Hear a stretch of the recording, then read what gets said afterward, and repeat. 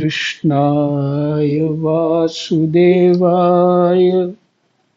हरये परमात्मने प्रणतः क्लेशनाशाय गोविन्दाय नमो नमः। प्रणतः क्लेशनाशाय गोविन्दाय नमो नमः।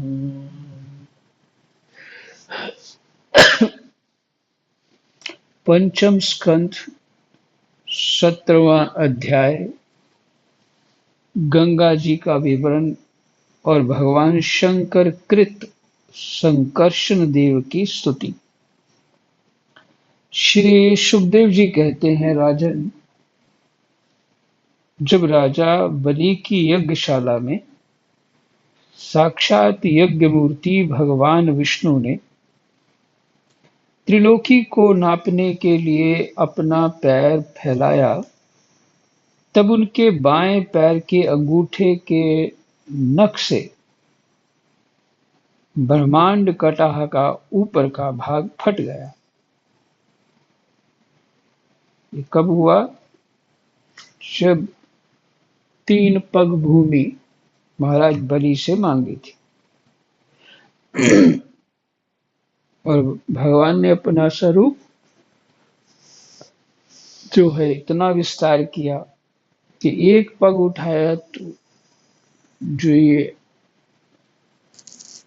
ब्रह्मांड जो है हमारा, वो उसके अंतिम छोर तक, जिस से गोला है उसी तरह बनाइए, तो उसके अंतिम छोर तक पैर जो है अंगूठे से उसका जो भीतरी भाग से आवरण हो वो उन्होंने फट गया। अंगूठे के नाम से उसको ब्रह्मांड कटाह का ऊपर का भाग फट गया। इसका अर्थ है कि जैसे कोई फुटबॉल के अंदर हवा होती है और किसी आवरण होगा तभी भीतर हवा होगी, तो इसके भीतर का भाग जो है इस तरह से है और वो जो आवरण है वो फट गया। उस छिद्र में होकर जो ब्रह्मांड से बाहर के जल की धारा आई, बाहर के जल की धारा ब्रह्मांड की नहीं है, वो ब्रह्मांड के बाहर की जल की धारा आई, वह उस चरण कमल को धोने से, उसमें लगी हुई केसर के मिलने से लाल हो गई। उस निर्मल धारा का स्पर्श होते ही संसार के सारे पाप नष्ट हो जाते हैं, किंतु वह सर्वथा निर्मल ही रहती है। पहले किसी और नाम से ना पुकार कर उसे भगवत पदी ही कहते थे। वह धारा हजारों युग बीतने पर स्वर्ग के शिरोभाग में स्थित ध्रुवलोक में उतरी, जिसे विष्णु पद भी कहते हैं। वीर व्रत परीक्षित उस ध्रुवलोक में उतानपाद के पुत्र परम भागवत ध्रुव जी रहते हैं। वे नित्य प्रति बढ़ते हुए भक्ति भाव से ये हमारे कुल देवता का चरणोदक है ऐसा मानकर आज भी उस जल को बड़े आदर से सिर पर चढ़ाते हैं।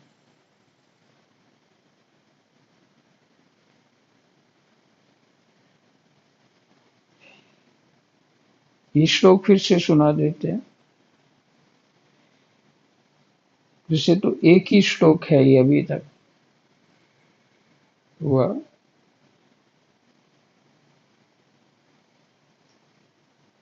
उस निर्मल धारा का स्पर्श होते ही संसार के सारे पाप नष्ट हो जाते हैं, किंतु वह सर्वथा निर्मल ही रहती है। पहले किसी और नाम से ना पुकार कर उसे भगवत पदी ही कहते थे। भगवत पदी। वह धारा हजारों युग बीतने पर स्वर्ग के शिरोभाग में स्थित ध्रुवलोक में उतरी, जिसे विष्णु पद भी कहते हैं। जिसे विष्णु पद भी कहते हैं, ध्रुवलोक।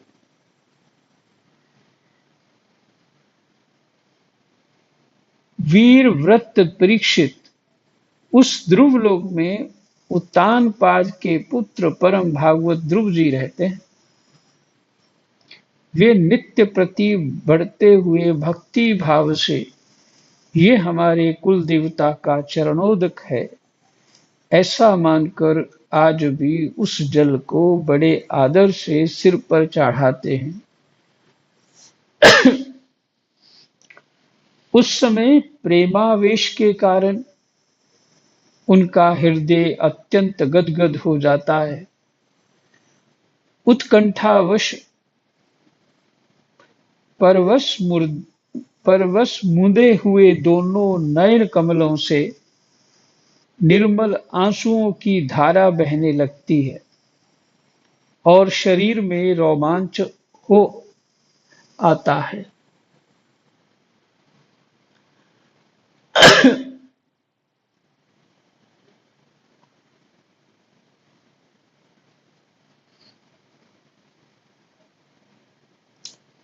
इसके पश्चात आत्मनिष्ठ सप्तऋषिगण उनका प्रभाव जानने के कारण यही तपस्या की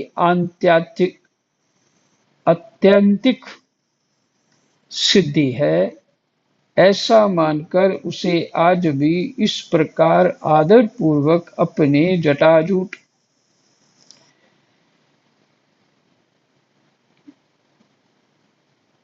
वैसे ही धारण करते हैं जैसे मुमुक्षु जन प्राप्त हुई मुक्ति को।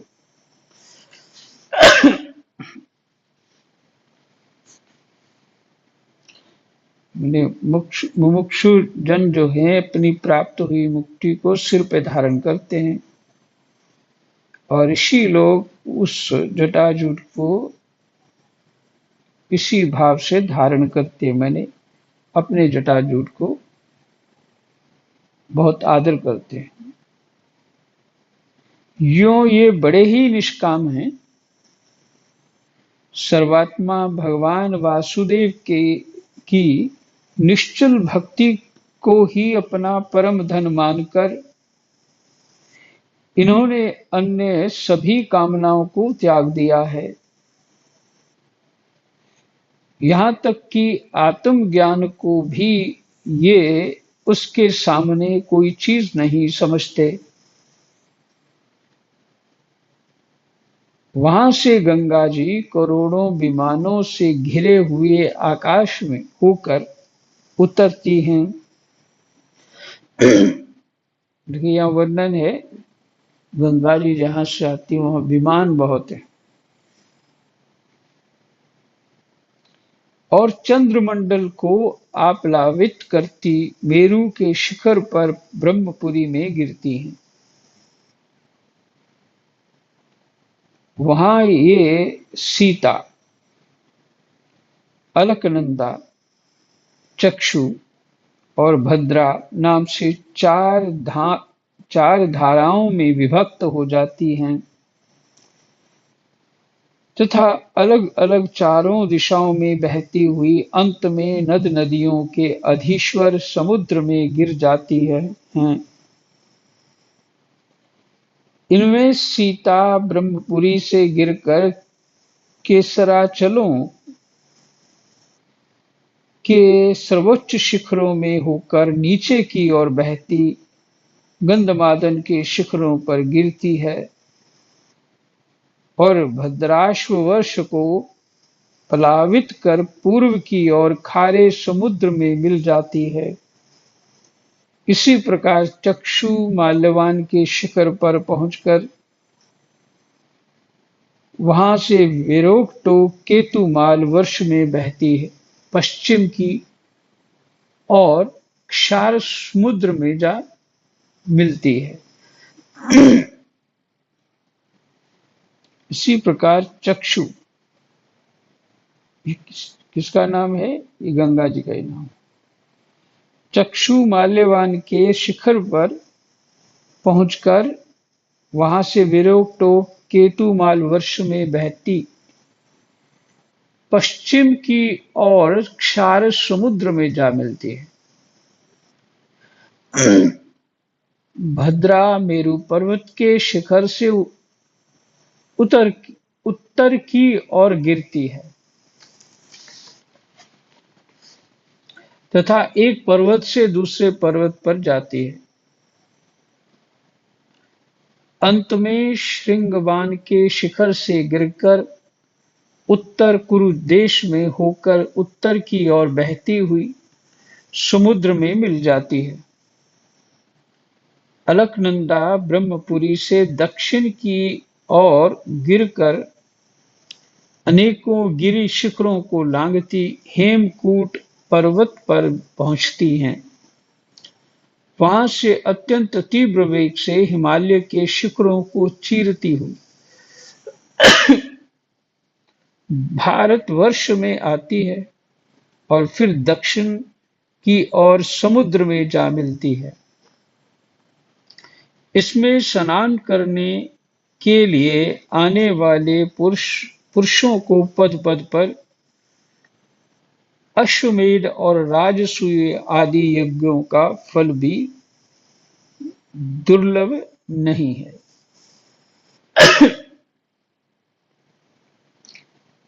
पर मैंने गंगा जी में स्नान करने से अश्वमेध और राजसूय यज्ञ का फल प्राप्त होता है। प्रत्येक वर्ष में मेरु आदि पर्वतों से निकली हुई और भी सैकड़ों नद नदियां हैं। इन सब वर्षों में भारतवर्ष ही कर्म भूमि है। शेष 8 वर्ष तो स्वर्गवासी पुरुषों के स्वर्ग भोग से बचे हुए पुण्य को भोगने के स्थान हैं। इसलिए इन्हें भूलोक के स्वर्ग भी कहते हैं। वहां के देवतुल्य मनुष्यों की मानवीय गणना के अनुसार 10,000 वर्ष की आयु होती है।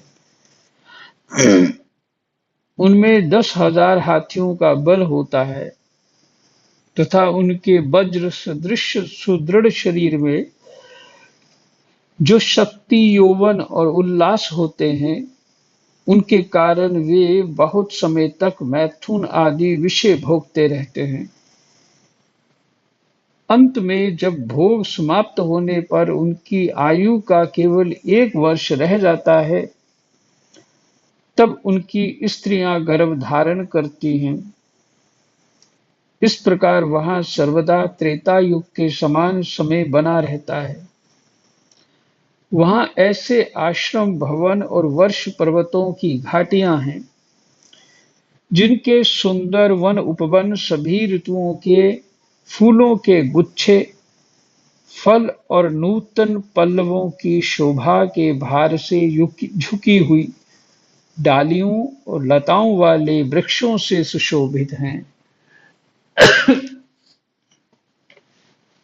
वहां निर्मल जल से भरे हुए ऐसे जलाशय भी हैं, जिनमें तरह तरह के नूतन कमल खिले रहते हैं और उन कमलों की सुगंध से प्रमुदित होकर राजहंस, जलमुर्ग, कारंडव, सारस और चकवा आदि पक्षी तरह तरह की बोली बोलते बोलते राम राम बोली बोलते तथा विभिन्न जाति के मतवाले भोरे मधुर मधुर गुंजार करते रहते हैं। इन आश्रमों में, भवनों, घाटियों तथा जलाशयों में वहां के देवेश्वर गण परम सुंदरी देवांगनाओं के साथ उनके कामोन्माद सूचक हास विलास और लीला कटाक्षों से मन और नेत्रों के आकृष्ट हो जाने के कारण जल क्रीड़ा आदि नाना प्रकार के खेल करते हुए स्वच्छंद विहार करते हैं तथा उनके प्रधान प्रधान अनुचर गण अनेक प्रकार की सामग्रियों से उनका आदर सत्कार करते हैं। इन नवों वर्षों में परम पुरुष भगवान नारायण वहां के पुरुषों पर अनुग्रह करने के लिए इस समय भी अपनी विभिन्न मूर्तियों से विराजमान रहते हैं। इलावर्त इलाव्रत वर्ष में एकमात्र भगवान शंकर ही पुरुष हैं। इलावत व्रत जो क्षेत्र है उसमें एकमात्र भगवान शंकर ही पुरुष हैं। श्री पार्वती जी के शाप को जानने वाले कोई दूसरा पुरुष वहां प्रवेश नहीं करता, क्योंकि वहां जो जाता है वही स्त्री रूप हो जाता है। इस प्रसंग का हम आगे नवम स्कंद में वर्णन करेंगे।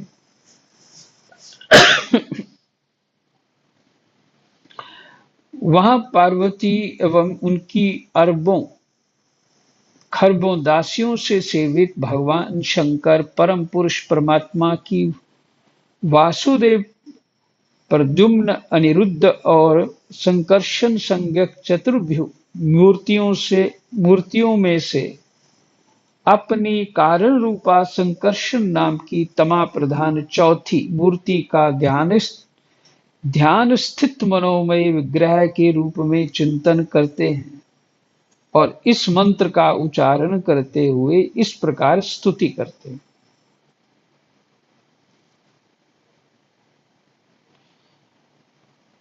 तमा प्रधान शब्द आया एक ना, और इसमें दूसरा शब्द ये मंत्र का, उसकी नीचे उसका अर्थ किया है। भगवान का विग्रह शुद्ध चिन्मय ही है, परंतु संहार आदि तामसी कार्यों का हेतु होने से इसे तामसी मूर्ति कहते हैं। और ओम नमो भगवते महापुरुषाय सर्वगुण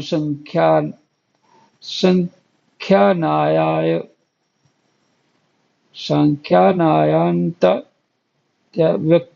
व्यक्ताय नमः इति। बड़ा लंबा शब्द है ये मंत्र नीचे वाला। मंत्र को उच्चारण करते हैं और फिर भगवान शंकर स्तुति करते हैं। क्या स्तुति करते हैं? ओम, जिनसे सभी गुणों की अभिव्यक्ति होती है,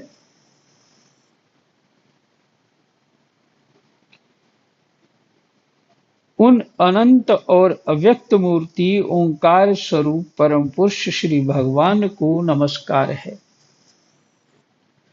भजनीय प्रभो, आपके चरण कमल भक्तों को आश्रय देने वाले हैं तथा आप स्वयं संपूर्ण ऐश्वर्यों के परम आश्रय हैं।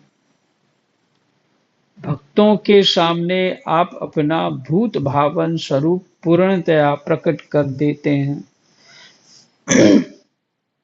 तथा उन्हें संसार बंधन से भी मुक्त कर देते हैं, किंतु अभक्तों को उस बंधन में डालते रहते हैं। आप ही सर्वेश्वर हैं, मैं आपका भजन करता हूं। प्रभु, हम लोग क्रोध के आवेग को नहीं जीत सके हैं तथा हमारी दृष्टि तत्काल पाप से लिप्त हो जाती है, परंतु आप तो संसार का नियमन करने के लिए निरंतर साक्षी रूप से उसके सारे व्यापारों को देखते रहते हैं। तथापि हमारी तरफ आपकी दृष्टि पर उन मायिक विषयों तथा चित्त की वृत्तियों का नाम मात्र को भी प्रभाव नहीं पड़ता। ऐसी स्थिति में अपने मन को वश में करने की इच्छा वाला कौन पुरुष आपका आदर न करेगा। आप जिन पुरुषों को मधु आस्वादी आसव आदि पान के कारण अरुण नयन और मतवाले जान पड़ते हैं, वे माया के वशीभूत होकर ही ऐसा मिथ्या दर्शन करते हैं तथा आपके चरण स्पर्श से ही चित्त चंचल हो जाने के कारण नागपत्नियां लज्जावश आपकी पूजा करने में असमर्थ हो जाती हैं। वेद मंत्र आपको जगत की उत्पत्ति, स्थिति और लय का कारण बताते हैं, परंतु आप स्वयं इन तीनों विकारों से रहित हैं, इसलिए आपको अनंत कहते हैं। फिर से, अनंत क्यों कहते हैं?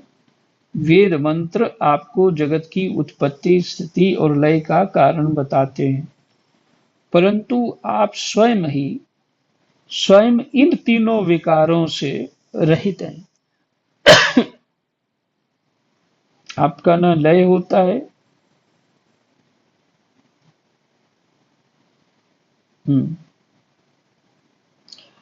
और न स्थिति न उत्पत्ति होती है।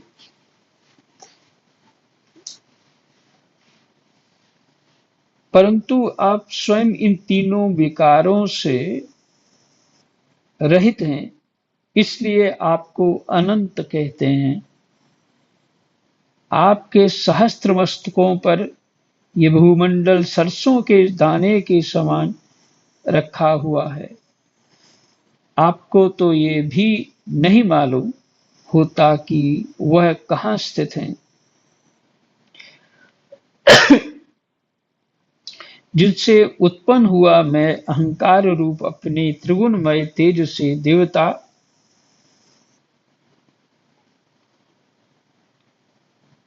इंद्रिय और भूतों की रचना करता हूं। वे विज्ञान के आश्रय भगवान ब्रह्मा जी भी आपके ही महत्त्व संज्ञक प्रथम गुणमय स्वरूप हैं।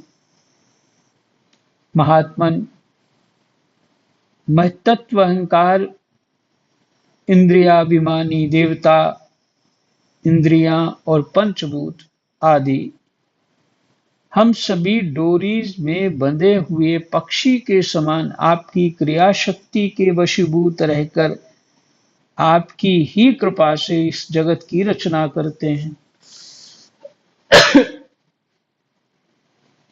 सत्वादि गुणों की सृष्टि से मोहित हुआ यह जीव आपकी ही रची हुई तथा कर्म बंधन में बांधने वाली माया को तो कदाचित जान भी लेता है, किंतु उससे मुक्त होने का उपाय उसे सुगमता से नहीं मालूम होता।